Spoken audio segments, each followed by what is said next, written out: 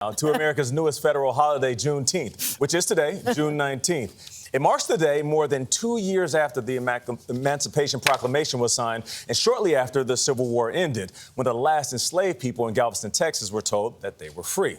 So this morning, we're introducing you to a young chef who is combining his love for baking with learning Black history. In his new cookbook, Recipes for Change, Michael Platt matches historical moments like Juneteenth with delicious dishes.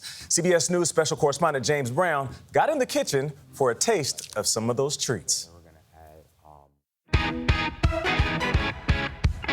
Our cookie dough, it's finished right here. 17-year-old Michael Platt has been baking since just age 9. So that first cake, what was it? Chocolate cake, but it had like almond joy icing. Yeah, but it was good. I remember that. Oh, you said it's good? Yeah. Now, so you tasted your own cake? Yeah. And it was good? Yeah. Now his newest creations, like this Montgomery bus boycott pound cake, are inspiring more than just watering mouths. It's based off of Miss Georgia Gilmore. Georgia Gilmore is one of history's hidden figures, Platt reveals in his new cookbook.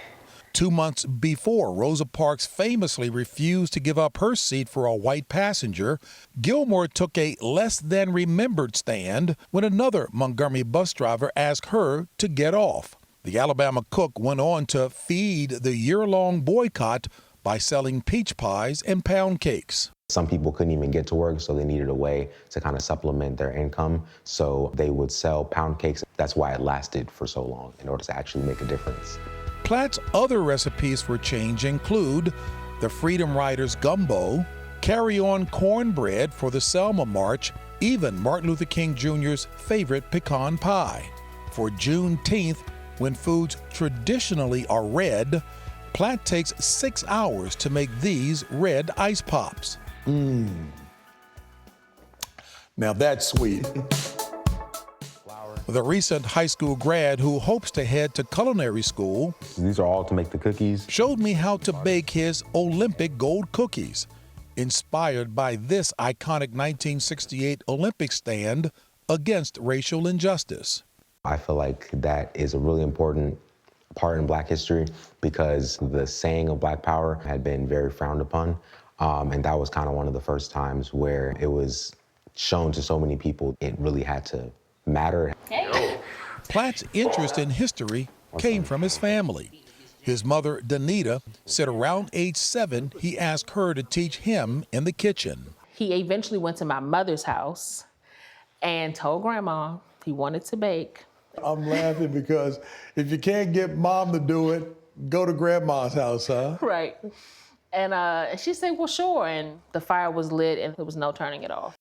Platt's grandmother also turned him on to something else. My grandmother was there during the March on Washington. And what did she share with you that proved to be pretty fascinating to you?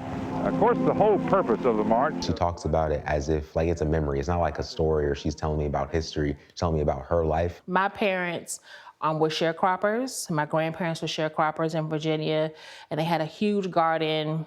And my grandmother would always say, when I would ask, why is the garden so big? And she would say, because you never know who's gonna need something.